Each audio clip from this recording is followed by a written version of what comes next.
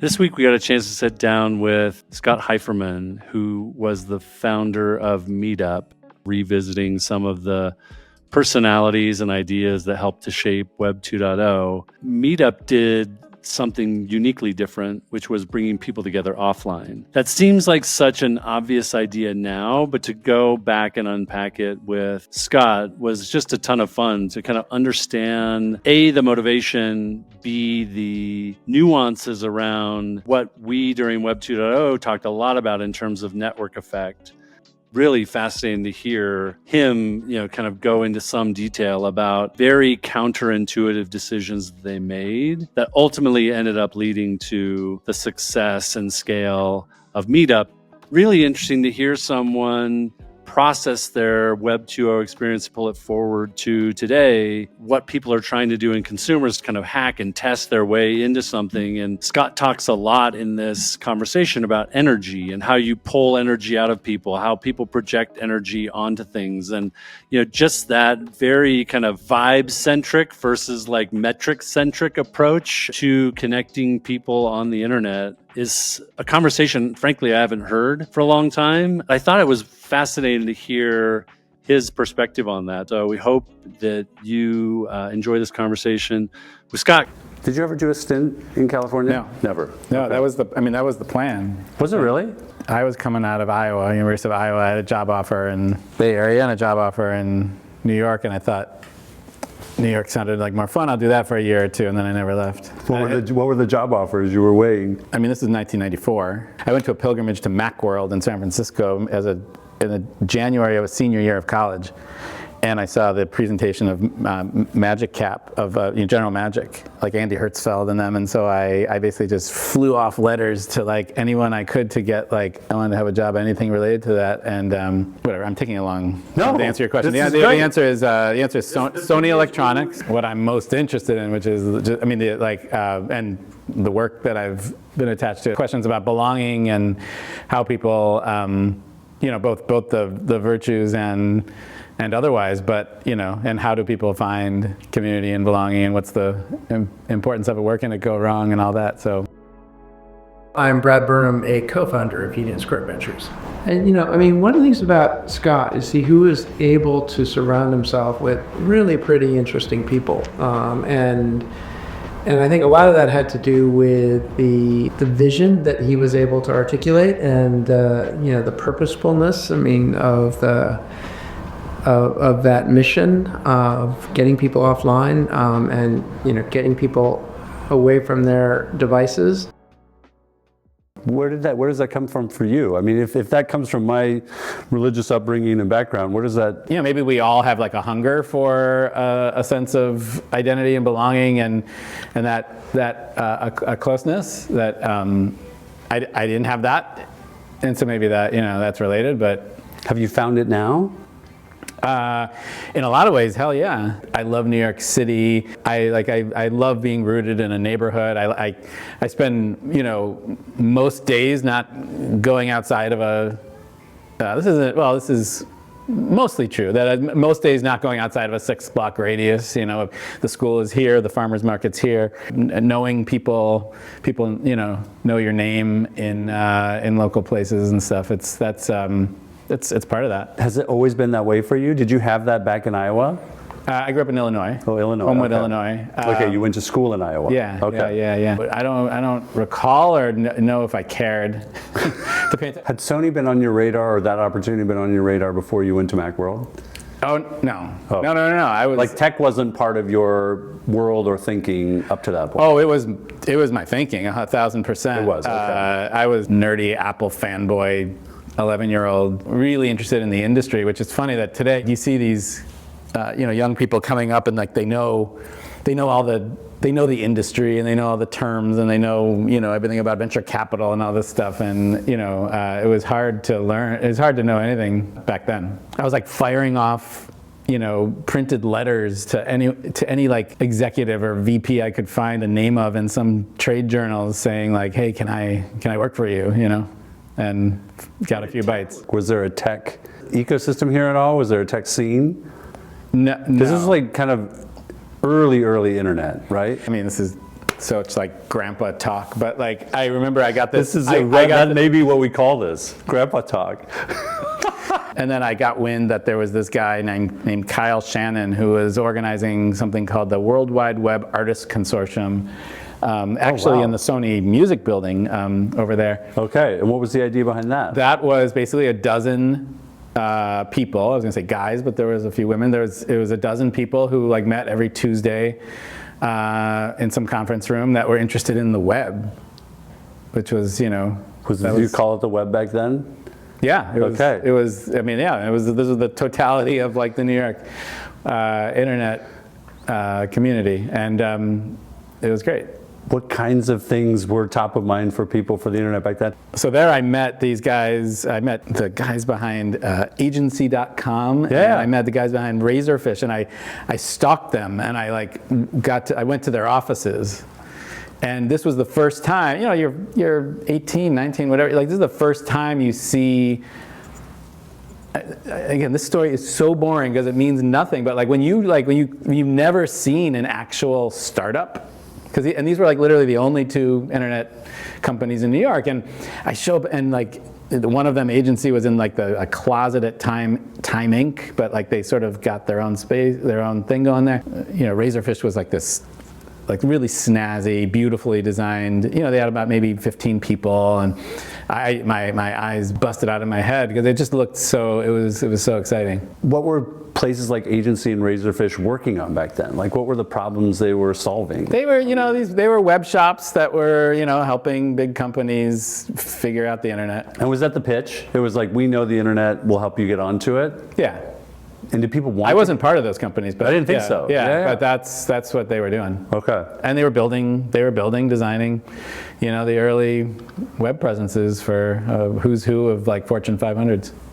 So how does it go from those two to like, by the end of the .com bubble? I mean, it felt like New York was every bit the hub that San Francisco was in many respects. Yeah, I mean, there was like an art bent, but then as you fast forward a number of years later, as you go into I started Meetup in 2002 and Photolog, and then by 03, 04, 05, 06, then New York, I think, finally really had an interesting persona, which was that New York was like genuine, heartfelt, like people connection vibe. It was Kickstarter, it was Foursquare, it was Etsy, it was us, it was Meetup, it was Tumblr, it was,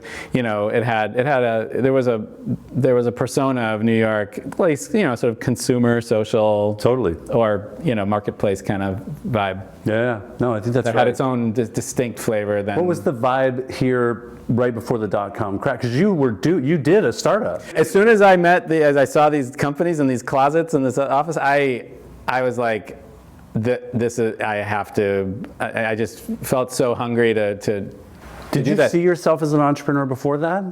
Like, were you a risk taker? Were you a entrepreneurial person before that? Yeah, okay. I had started a business in high school that paid for my college, that was successful. Basically made these coupon books that I went around and sold to all the local businesses and had them shipped to everyone in town, and I was like rolling in some minor cash as a teenager, which felt good. And then what I was doing at Sony, because we had launched these early web presences for Sony, but it had no traffic. Executives were like, this web stuff is stupid. No, and AOL keyword Sony was stupid. What's the point? Mm-hmm. So whatever. I was thinking a lot about how do you drive traffic, and so I quit. I set up shop as iTraffic. And was the idea that this is like internet traffic? Yeah. So got my employer to be my first client, and then it took off. And I wouldn't be able, it's going to be in the mid 90s. I wouldn't be able to tell you the exact date, but I was the first venture capitalist. This was long before Uniscore Ventures. I was in AT&T Ventures. iTraffic was the name of his very early internet advertising company. I had stumbled across it someplace. I reached out to him. He tells the story that at the time he did not know what venture capital was, but I reached out to him and I think we had a meal at a Chinese place in Soho called Kelly and Ping. I think he was late, He'd come in from some of distant reaches of Queens. He had moved to New York. He'd been interested in the internet, and he had started this thing called iTraffic. And I don't know how I stumbled across iTraffic, but I just sent him an email or something, and he showed up, and we started talking about it. Did not invest in iTraffic. That was my first meeting with Scott, and I think his first meeting with a venture capitalist.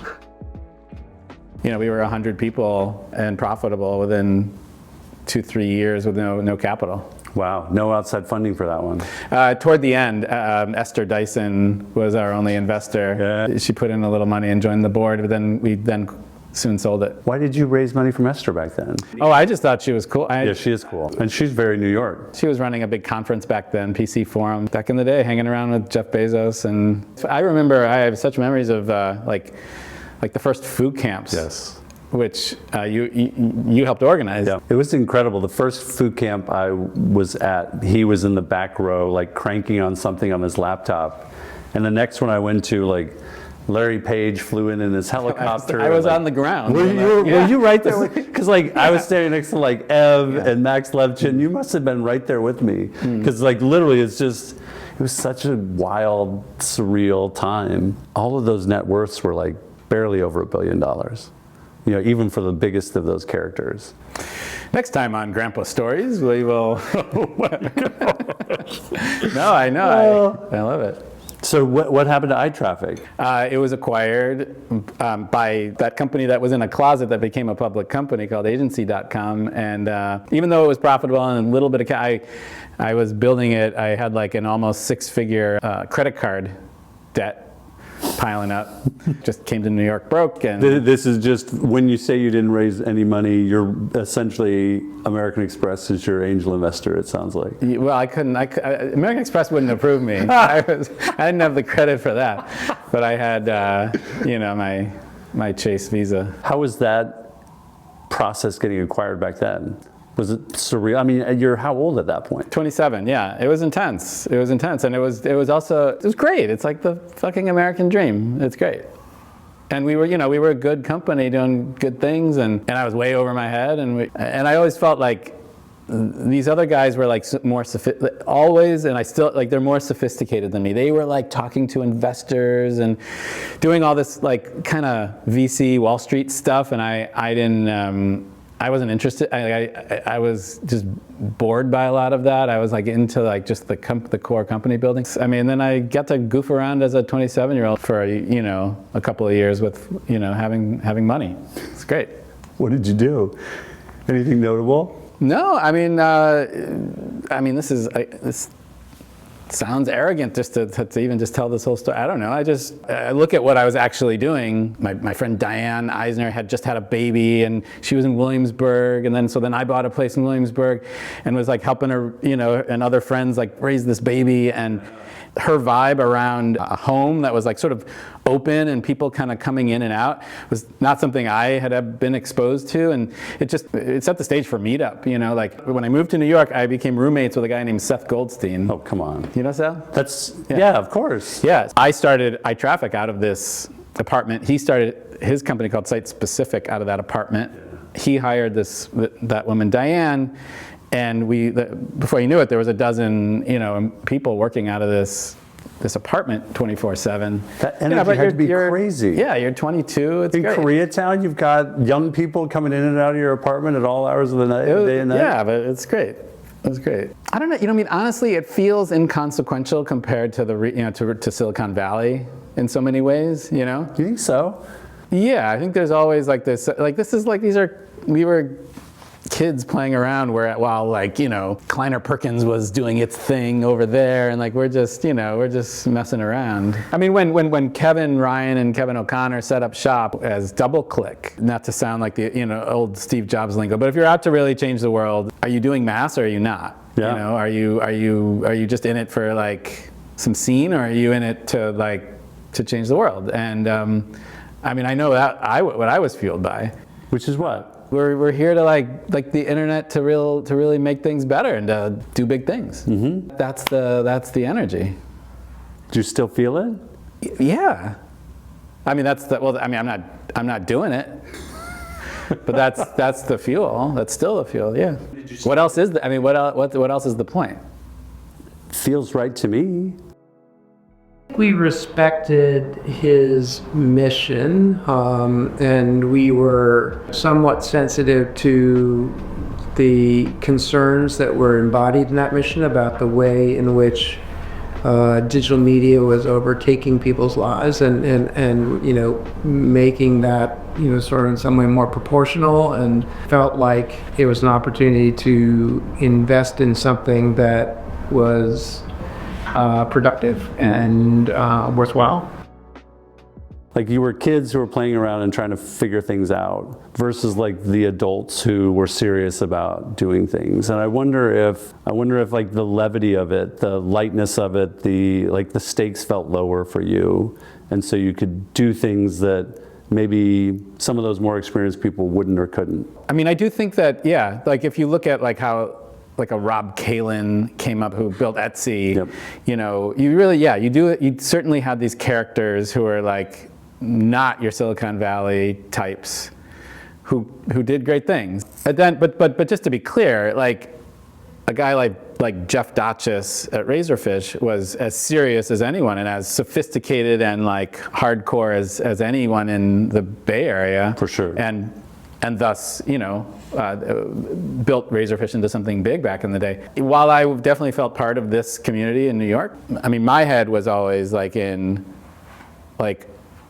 oh my God, eBay is the coolest thing I've ever seen, and I was like, worshiping at like, wow, a guy, how like a guy like Pierre Omidyar, who also wasn't cut from like your regular Silicon Valley cloth or MBA. It wasn't like a hardcore Sergey Larry type exactly. So you get your flip. How long were you actually working on iTraffic? It was 4 years. You built a real business. Just like in any world, any community, any person, it's the relationships. Like it's funny because Seth Goldstein is still a friend. Diane Eisner, me and my kids did Christmas at her place 3 weeks ago. Okay. Still great friends. But also, when I was at Sony, when I landed in New Jersey, I sat next to a guy in orientation named Brendan McGovern, who we worked together ever since. I've talked to almost every day ever since. He's been my co-founder through companies since meeting him at orientation. He was an accounting intern, and I was like this tech intern, and so he's been the like CFO and business ops side of everything that I've been a part of. And so, you could say like, oh, what are these communities? But really it's all like so much in the world. It's like, go more micro. What are the relationships and how do they shape your life and everything? Meetup. Because now, we're through the iTraffic stuff. You've done your wandering. I mean, the funny thing about your profile is I was going through some of your kind of back chapters. I know you through the lens of Meetup, and then suddenly there's iTraffic, which is like, what was it, like a $25-30 million exit, something like that? Yeah. And then I had no idea about the photo thing, which was also like, that was pushing like $100 million exit for you. Mm. And I wasn't sure if that was like a full-time thing or if that was like something that you were kind of you were laughing and kind of rolling your head. What was that one? I was obsessed with two ideas at the same time, and I did what I would always advise any entrepreneur not to do, which is like just started both at the same time. I had this personal photo blog that I was hand coding a photo of the day, and I had some other friends who were also doing like photo blogs. I just wanted like to have an easier way to upload a photo of the day. This is like before camera phones. It was just me and a friend. I was like product managing and designing this thing, and while Meetup was starting to come together pre-launch, they basically launched within a couple weeks of each other. And I thought Photolog was like this nothing little tool, but it was basically Instagram. It was exactly Instagram before Instagram. It was just how do you, in a world of like Shutterfly, and this is pre-Flickr, I just wanted to see what my friend's latest picture was. It took off really fast, and it was just me and this other guy, and I was starting this other thing. So one guy who was using it was a guy named Adam Seifer, who he had some credentials and he was local and he was connected to friends. And I said, do you want to just be CEO of this thing? So he did, and he did a great job. Meetup took off pretty quick, but Photolog took off really big. Really? Quick. Yeah. This is going to sound like bullshit, but it's true. It was the #1 website in a few countries, bigger than Google. If you really dig in, it was basically like in Chile and Argentina, everyone under 30 was living on Photolog. It was pre-Facebook, pre-social networking. So, and it was. What were the features that were keeping them? There was only one feature. It was the dumbest, simple little app, which was just, you can upload one photo a day. You follow people. People you followed, you just saw their picture of the day. No design, nothing. Adam ran it for a year and it was really big and raised a bunch of money, but then it was like bigger than him. I was lucky that John Borthwick was interested, and he became CEO, and then he ultimately sold it. And he sold it. It was like really funny because like it was so clear that Facebook was taking off and was going to crush this thing. So how long was it around? Because if you were pre-Flickr, then you lived through Flickr getting bought by Yahoo. Yeah, Flickr was amazing. I love Flickr and I love those guys. But just from a pure like mass consumer, Photolog was really big. How did it spread? It only spread to like 6 or 7 countries. And was that just totally random? Like you guys didn't say like, where we need to be huge? I'd never even been to South America. And it was like monstrous in South America. If you go to like a 40-year-old in like, who's from these countries and you say Photolog, they think the whole world used Photolog. Wow. Because it was a part of their teen years. So yeah, I got lucky there. And what was the journey for that one? That raised a bunch of money, it sounded like? They raised a bit of money, not a lot. It had a lot of users, and it sold at the right time. Sounds like it. Who bought it? This French media company that stumbled with it after. It worked out well for us. Yeah, it sounds like it worked out great for everybody. But I was riding Meetup was taking off, and so that was a fun period to kind of have hands. Well, the apocryphal story with Meetup is like, it was a product of 9/11. Yep. Is that, now that you've got some distance from it, is that really the story? You realize what went into your thinking. I remember weeks before 9/11, like 2 weeks before 9/11 was Burning Man. And I had been going to Burning Man, and I went that year. And when you see like, you can build a city in the desert, and people can get along really well, it makes you think. It's like you look at, a city, like you look at New York City, like this is amazing. People come together and they build this thing. Here, Burning Man, like you can get 20, 30, 40, 70,000 people gathering, and they're gonna like get along. And how big was it back then? Yeah, like maybe 15, 20,000. Wow. I remember distinctly thinking like, humans are amazing. I think that every day walking around any city. Somehow this gathering starts happening and it gets triggered, it gets started, and it's really a wonderful thing. And look what humans can build and do, right? I mean, literally weeks after you're back from Burning Man, 9/11 happens? Burning Man is Labor Day and 9/11 is 9/11. Oh. So and that story's been told a lot, that I went to the roof of my building and gathered with neighbors, and it just really pushed me then further to like, how do you bring people together? How can people set them up to be more neighborly and connect people? How did the product that you end up coming up with spill out of that? Because there's a million different directions you could have taken that core idea, right? Listen, I'm an old school internet guy, so the question is always, like what's a subreddit? What's like groups and IRC channels and groups forming through the internet is a normal way for your brain to go. And so you say like, hey, well, what if what if you use the internet to get them off the internet? What if instead of just groups in cyberspace, you use the internet to help people form local groups that meet in person? There was things that I wanted it for. There's also part of the story. I was like, I love this band. I went and saw them lots of times. They didn't have a big fan base, but like I would go to these shows and people wouldn't talk to each other. And I said, I bet if you just said like, there's a meetup of fans of this band at a bar before the show, that would be the context for people to actually talk to each other. And Meetup was like, how do you explicitly give the context for this is a meetup? We were inventing the word. If you look at like, It's such a verb now. yeah, it wasn't. It wasn't back then. No, you can see that in like, if you search like Google word trends or whatever. How did you come up with the name? I don't know. It's just like sort of an obvious word. Online culture is so wonderfully rich. Inevitably, every online community would like they'd say like, hey, who here is in Salt Lake City? Who here is in Chicago? Who's here? We should meet up. So natural. How much do you think the name affected the ultimate success of it? Yeah, anyone who's been around startups a lot, you know that like you could have the prettiest name or the prettiest design or whatever, it doesn't Right. I don't think that. I think what matters is the actual mechanics of virality and the actual mechanics of what gets people, Were you engaged. thinking about the mechanics of virality in the first version of it? You were? Yes. Okay. Yeah, 1,000%. That's all I tend to think about. Meetup wouldn't have lasted a year if we didn't launch it the way we launched it. We launched it in a very, very particular way to like trigger virality. What were those particular ways? You could have launched Meetup with a find a group, start a group, and then it would have just died within a year. But this idea of creating an international meetup day for any topic. So you take any topic from, chihuahuas to breast cancer to marathon running to whatever, and we basically, we declared a monthly meetup day for every topic. So we said, the first Tuesday of every month is Chihuahua Meetup Day. And this is going to sound bullshitty, but it's true. We were in service to these communities. We basically said we were, if you tell the Chihuahua community, hey, and they loved it. I mean, so they were, Did you specifically target we targeted communities, everything. or this was just like a total grab bag? Total grab bag. Okay. We just basically said, here's 1,000 topics. We fed the system,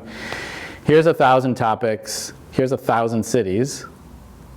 So there's 1,000 by 1,000. There's 1 million potential meetups, but we said your worldwide meetup day is the first Tuesday of every month and it would randomly pick a day and a time, and then so in that cell of like Paris and Chihuahua, there'd be like this page, and then it was like, if you're like a Chihuahua lover in Paris, you're like, oh my God, I want to have a meetup, but it only unlocks if you get 4 people. So they had to really like try to get to 4 people. Once it was 4 people, then they had a venue vote, which was like, should we, we helped them have a vote of like where the meetup should be. So it was kind of like fun, it was engaging, So every part of the thing was like, had energy, and that's I think what's missing from 99% of startups. What are they missing? And what is it about these products that aren't creating that energy? What might really make people happy? What might really energize people? What might really, thrill people? What might really makes a pulse really quicken, And it's hard. I mean, this isn't like, entrepreneurs suck because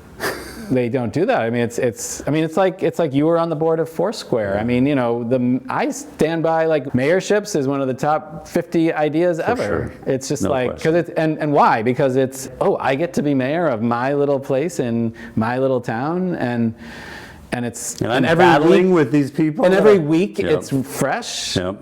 It's brilliant. Follow the energy. If we think about Meetup was first of all initially a desktop experience or a laptop experience, not a telephone experience, that first generation internet denizens, the people who, for whom, spending time online was a significant portion of their life, maybe there was a little bit more nostalgia of what it was like to be before Meetup and before we were online. I had an interesting conversation not too long ago with one of a data scientist who'd spent a bunch of time at TikTok, and he said something to me that made perfect sense in retrospect, is that TikTok first caught on with Club Yodel Girls as Musical.ly. And why did that happen? None of those girls had made any kind of commitment to an existing online system, so this was their experience of being online.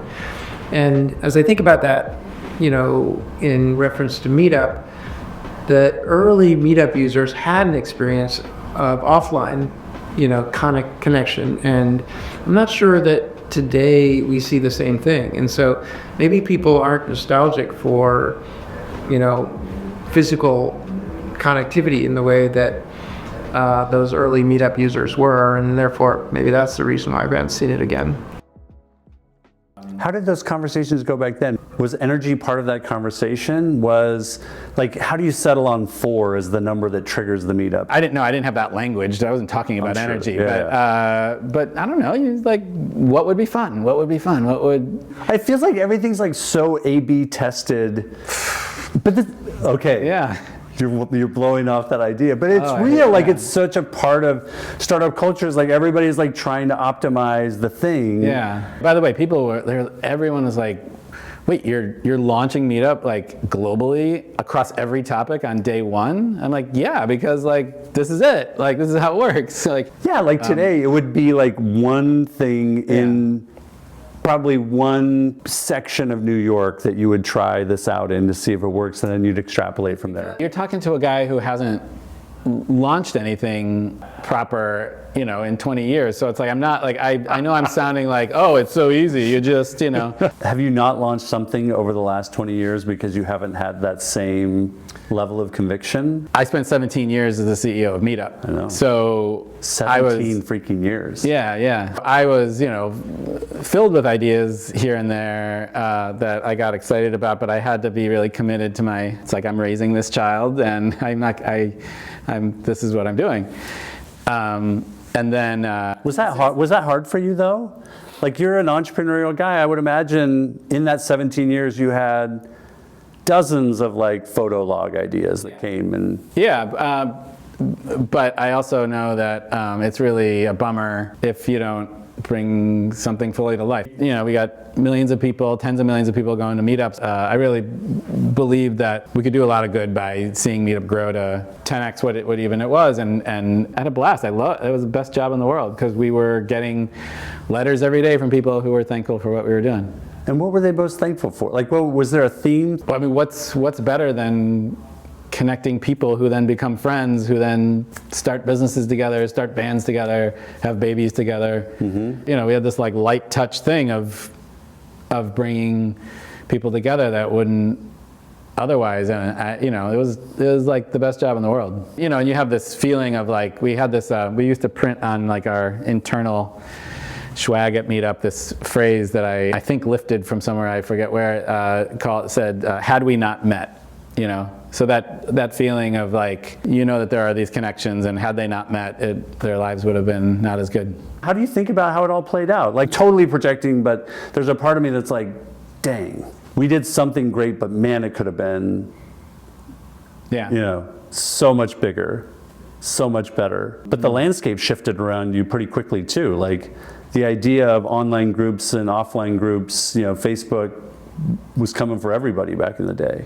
Yeah, they were, the only time they ran Super Bowl ads were Super Bowl ads that were basically Meetup. I had a meeting with Zuckerberg where he was like, how many people do you think actually would go to a Meetup? And I'm like, and at the time we were like maybe 7 million people will have actually, like RSVP in a year. I think 100 million people. And he's like, yeah, I think you're right. So he was like, this is insignificant. What was the origin? Fascinating. To him that was like, this is too small.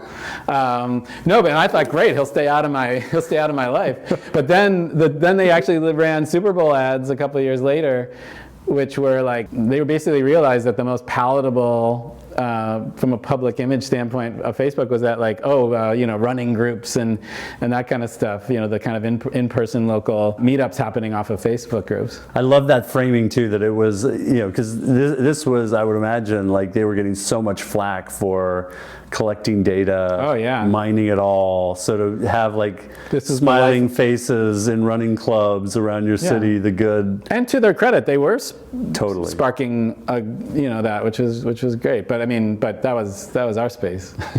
How did you compete with it? It was one of the things that led to selling.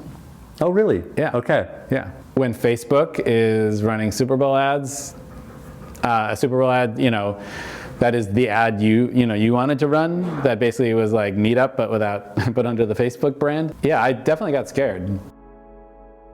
He was very nervous about Facebook groups, and I do remember a lot of those conversations when, he felt as if they were, had obviously a huge advantage in terms of distribution and resources and everything else. It turned out to be harder than, as you look at it now, historically, it's still going, so it's actually a lot harder than any of us thought in terms of moving people onto a new platform. And so he was very worried about it. It didn't turn out to be a big deal. So is there a Meetup 2.0 opportunity out there? There certainly is out there, and I meet with them every week. I'm somehow everyone there's a lot of people always working on a Meetup-like thing, and they always find their way to me. Have you seen anything that gets you excited? Meetup now, after I sold it, it was sold to Kevin Ryan, and then Kevin Ryan sold it to this Italian company. And wait, what's the history? I just saw it go to WeWork. It's since moved on several times. Right. When COVID hit, so I was running Meetup. Like, it wasn't losing a ton of money. It was, Had you raised a bunch of money at that point? We raised over the course of the company so little. That's what I thought. Yeah. And it was USV, Pierre. DFJ. Oh, that's right. Back in 2003. Yeah. Okay. And if I recall, was it further into the business that you raised, or did you raise right up front for it? Well, this is 2002. Bottom of the of the barrel.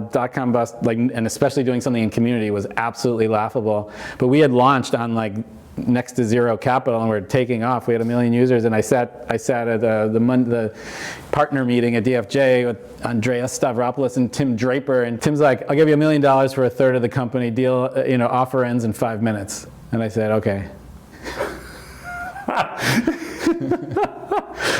What a dick.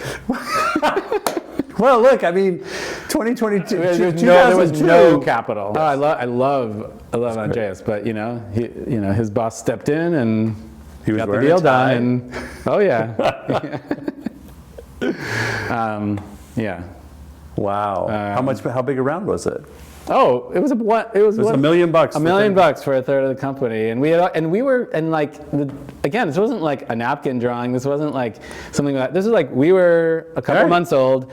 We were going vertical, but no one was writing checks. Wow. How did the WeWork thing end up happening? They were knocking, and then they were flush with a bunch of SoftBank cash, and there were a number of things going on, with me and the company. And had you stepped down as CEO, or no? Okay. I was leading. We were healthy. The board was great. Yeah. Everything was great, and so it was time.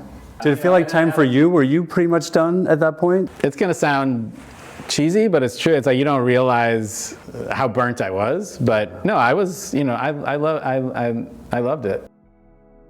I enjoyed every bit of that. I thought it was a good board. The board, changed over time. We had, again, Scott was very, very good at recruiting people to the mission, and there were some very interesting people that he recruited to the mission. One of those was Tony Hsieh, which was really, who certainly changed my opinion of Las Vegas. They made the whole experience really fun, going to Meetup board meetings in Las Vegas and going to Tony's effort in downtown Las Vegas and really understanding what he was trying to do there.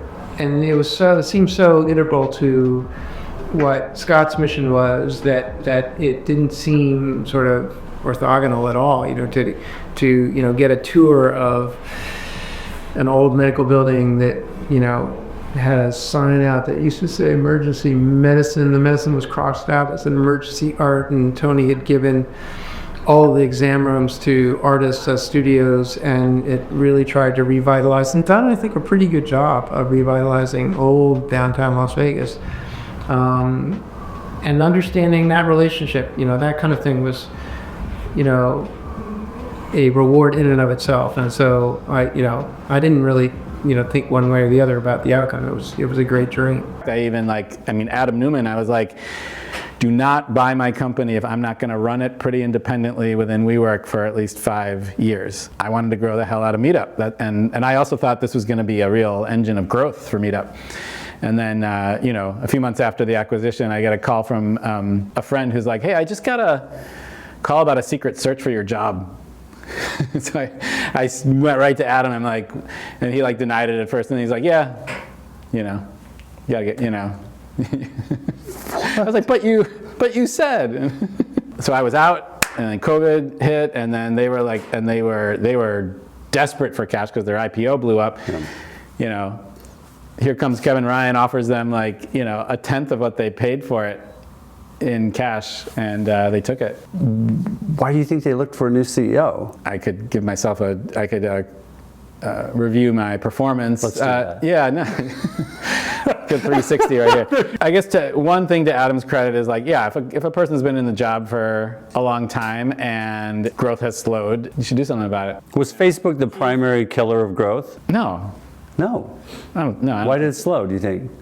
Because we were slow. Mm-hmm. Yeah, I mean, you got 100-person product engineering. We were stuck in a lot of tech debt. It was hard. The only thing to blame for our slow growth was we were launching too slow. Whatever. It's all in the past.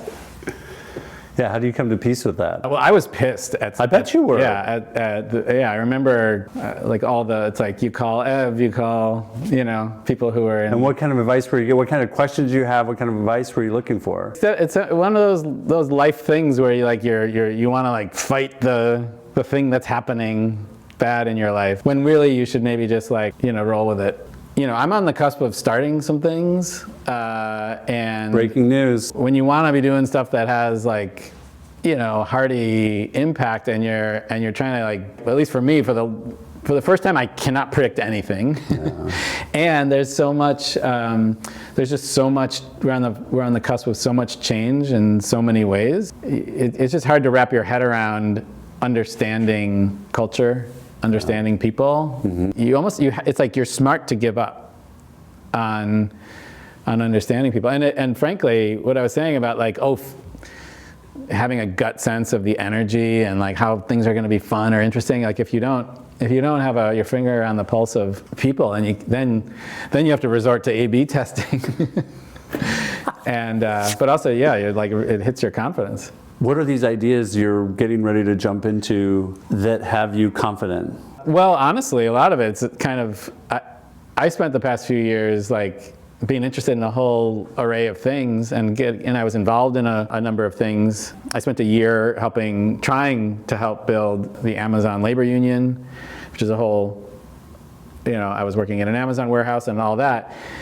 And that failed. You have to say more about that, because that was something that I looking at your bio, I was like, after you sold one company, you went and worked at McDonald's for a little while or something mm-hmm. like this, right? And then I didn't know what the Amazon. I saw hints of the Amazon thing, but what was that all about? Well, so Meetup got me really cemented in me that what I think I'm most interested in is how people feel powerful in their lives, and how they feel powerful together, how groups form, how communities can just help people change their world and the world, and I've always had a disdain for unions, but I'm also because I had likened unions to kind of corrupt, broken old 20th century unions that did a lot of good, but are just these clunky old things. And mm-hmm. I'm a startup guy, so I was tweeting for years hey, why isn't there startup energy in forming new 21st century kind of unions, and all the new union stuff was big old unions trying to unionize a new company. But then I got wind that there were these guys in Staten Island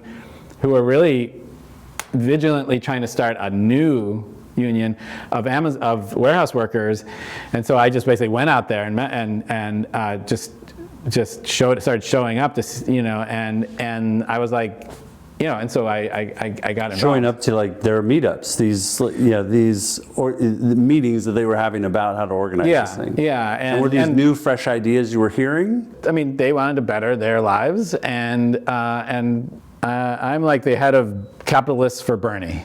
I love Bernie Sanders, and I love lots of capital, parts of capitalism, and I think, but anyway, yeah, these guys were I was wow, these are startup founders outside of what we know as startup, and they're going to start this thing, and they're going to build power, and they're going to have, it's going to be a market, meaning they're going to have a market of warehouse workers, with the market being Amazon, and this is going to be good, and it's a longer story of how it didn't work.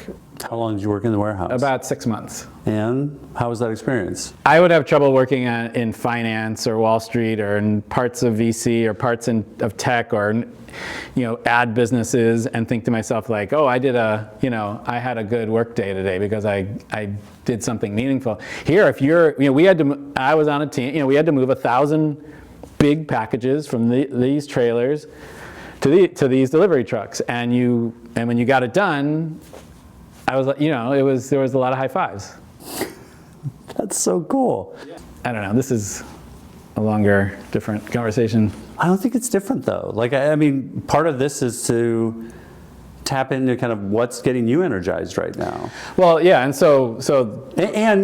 I think part of it too is to like pull forward from these like Web 2.0 viral like moments that we had in social and see if there's any lessons we can tease out from, like, that was a very unique time to live through as a founder. I definitely do. I think that we're sitting in an office right now that is heavily invested in a lot of sort of Web3 crypto things that have largely failed to take off on a consumer, except for speculating on Bitcoin or something. By really focusing on how can you make people happy? How can you really deliver something great to people? Like Jeff Bezos wasn't thinking about anything but just the world's most customer-centric company, and things that, and Brian Chesky's thinking about delivering a great experience that isn't possible in any other way. And so I think when you're distracted by and there's going to be coins and other and we're going to build it maybe you do need a blockchain, but ultimately it's that era, the Web 2 era was that got to billions of users across everything is a real just focus on people and delivering something awesome, and not being distracted by the ancillary stuff or how it's built. So how do you pull that into what's next for you? Well, because fuck yeah, I don't want to think about anything but what drives energy to people. But then being honest is you're also hit with oh wait, but climate change is here and this is here and this is here and is this important enough? Interesting. Yeah, does that factor in at all? I mean, a lot of second and third time founders are well, I had fun with those first few. Now I got to go do something serious. With Meetup, it was it really felt like it had it checked all the boxes for me, and it's how do you sort of dial back your expectations, not for can you do something significant, but can you do something that is as that has a sort of an innocent optimism for society. Yeah, how do you, especially because you're not mid-20s anymore. Oh, and I gotta prioritize. You got a real life. I gotta prioritize family and prioritize exercise and prioritize health and sleep. You're seriously gonna start something new? Yes. Or maybe you already have. No, I'm trying to. Okay. I'm deep in. What's it going to be? I'm not really. I'm not talking about stuff. But cut it out. I also want to prove that you can sort of, and this goes to why I was thrilled to sit down with you, because I was a fan of your thinking over the past decade, or doing it sort of outside of the kind of VC industrial complex for the most part, and how can you not be keep ambitions small, but keep things not just playing business on some bigger scale that you don't need to. Why does that resonate with you so much? Well, yeah, because it's not like I had bad. I guess Tim Draper. Yeah. Tim Draper. No, you're not going to make us edit that out. Please. No, I won't. Okay, I don't good. care. You've got my approval.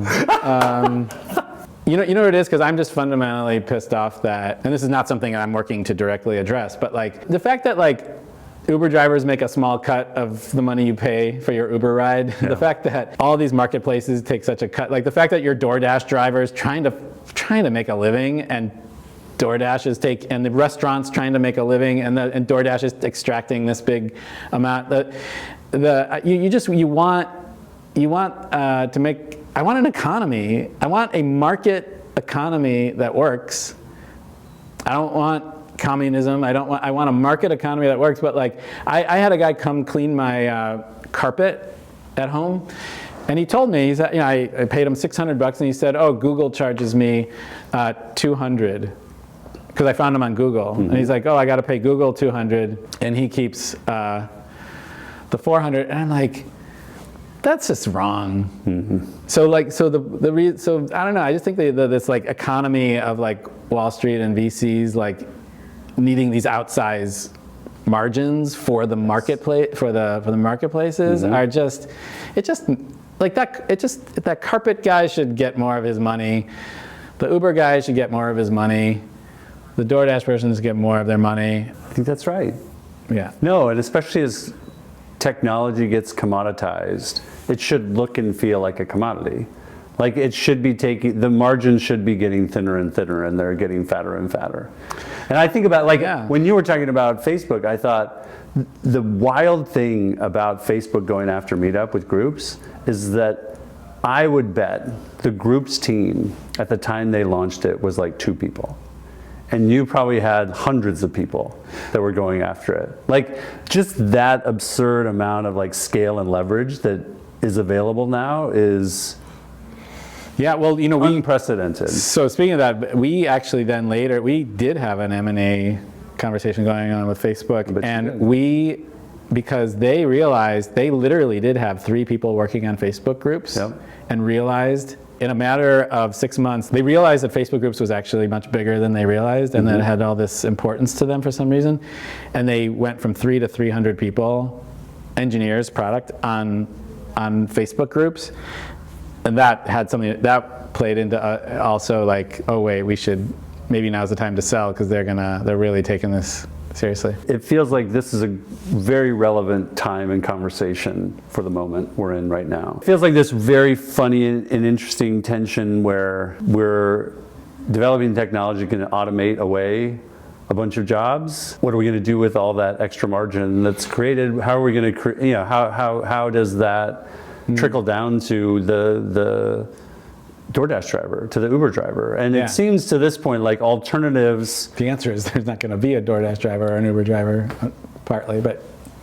And that might be the case. But it goes to what you were talking about talking about for years. I also think that when I say to people like, oh yeah, I want to see if I can not raise money, and they're like, oh, a lifestyle business. And I'm like, no. Like my idols are like to be like Craig Newmark or Jimmy Wales or some who like to say like, can you keeping something tight doesn't and really focused doesn't necessarily mean it's small scale lifestyle. I think we're in the first inning of that narrative changing. Like I genuinely think it's going to be a hallmark of the most ambitious people. I think there's some intersection of that idea that you're talking about. Like I do think there are ideas with real energy that gets wrung out of them with every round of funding they have to take, because it requires more mouths to feed and more like norms to hew to. So the more independence you can bake into your company, I think you can start to have impacts in ways that seem obvious, but I just think it's still a very new, unproven phenomenon that most people will pull back from. And I think our opportunity is to lean into it.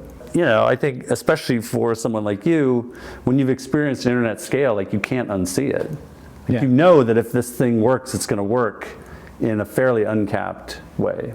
Yeah, and so then it becomes what drives a kind of like tendency toward maximizing profit or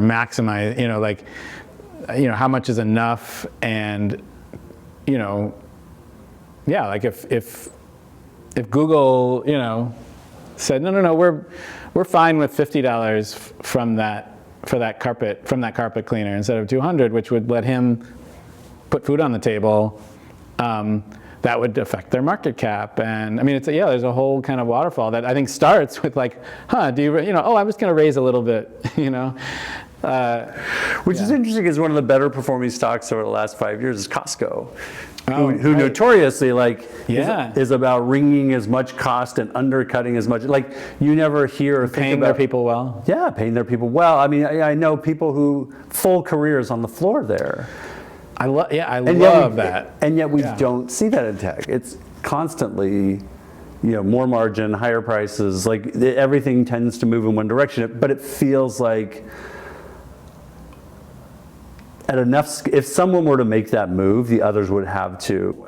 I guess I'm just optimistic right now that there's going to be opportunities to, using an old school Web 2 term, to disrupt, by, like, if you can compete with any number of marketplaces or any number of platforms that are dependent on these margins, but you can, with a, run lean with AI, and I just think there's opportunity.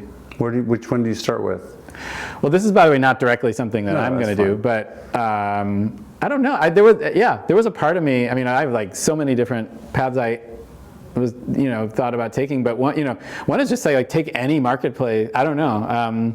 There is, but I will say it's like, I was a little bit of a backer of this like co-op competitor to Uber called the Drivers Co-op, that it fell right into. I mean, you could have like predicted. It's like, no, it's actually hard to build an application like Uber, and of course it, fails or is failing because like it's not even just even the scale. It's not even like, oh, you need the buyers to attract the sellers and the sellers to attract the buyers. It's more just like, real tech is heavy, and the real talented people, are cushy. Yes, I think that's actually wildly underestimated how much talent is drawn to upside. People always look at these. They would even like Meetup. They'd be like, why does this little dinky app called Meetup have like 100 engineers and product for that? And like, no, it's hard to make something easy. Yeah. Mm-hmm. Well, may your next thing be easier than your 2020. That's for sure. What's interesting to me about so much of this conversation with Scott was, he had this phrase that he used, and I hope you all picked up on it, which was like, follow the energy. Not only follow the energy of individuals, but follow your own energy. So here is this person who's like brimming with ideas and entrepreneurial energy, and you've watched this kind of career continue to evolve in small ways, big ways, but always some kind of meaningful contribution to the overall arc of the internet and the way that it fits into our lives. And ending, this conversation on what he's thinking about and working on now, even though he's super cagey about it, was a fun way to kind of tee up what's next for him. And I hope you all will follow along as much as we are. Scott, we love you, we appreciate you, and we wish you the best with this new thing that you clearly have in the works. So hopefully we can be a part of it at some level as well.